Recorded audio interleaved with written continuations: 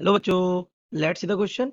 A 220 volt input is supplied to a transformer. A 220 volt की supply दे दी input में. The output circuit draws a current of 2 ampere. 2 ampere current draw किया at 440 volt. अब देखिए voltage बढ़ गया, that means it is a step up transformer. If the efficiency of the transformer is 80%, but 80 efficiency कितनी है? Only 80%.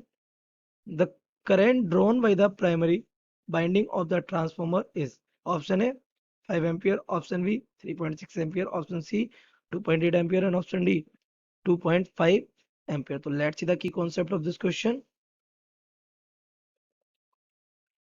The key concept of this question is the efficiency of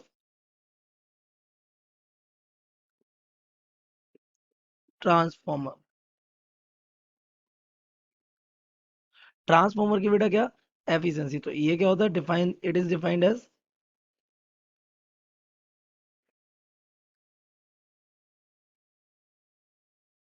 the ratio of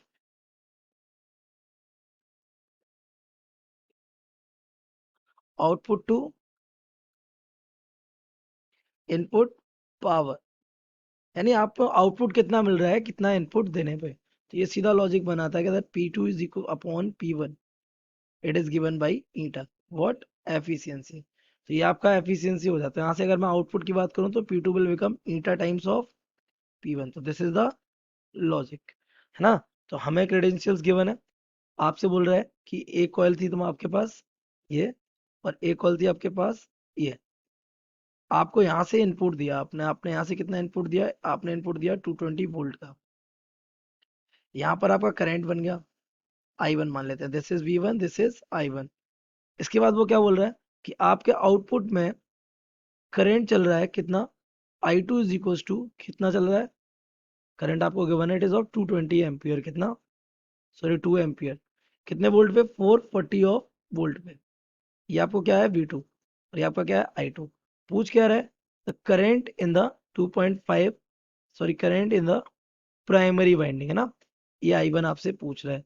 simply relation हमारा क्या बन रहा था? P1 is equal to eta times of, sorry P2 is eta times of P1.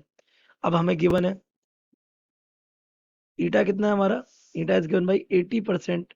80 divided by 100, this becomes eta is equal to 0.8. Percentage में नहीं, यहाँ पर कैसे टाइम्स में जाएगा, तो इस वजह से. तो P2 को हम लिख सकते हैं क्या? V2 I2 is equal to ईटा हो जाएगा 0.8 टाइम्स ऑफ V1 I1. तो वैल्यूज पुट कर दीजिए. यहाँ से हमारा V2 क्या हो जाएगा? 440. I2 क्या हो जाएगा? इट इज I2, ये I2 हो जाएगा यहाँ पे ना, it is 2 equals to 0.8. V1 कितना है हमारा? इट इज 220 इंटू I1 आपको चाहिए. इससे कैंसिल हो जाएगा कितना टाइम्स? 2 टाइम्स. ये हो जाएगा 4. This becomes 4 is equals to 0.8 times of I1. यहाँ से I1 आ जाएगा 4 अपॉन 0.8, यहाँ से पॉइंट ये. I1 हमारा यहाँ से आएगा कितना? 5 एम्पियर. तो we match the option 5 ampere. Option A is correct. The correct option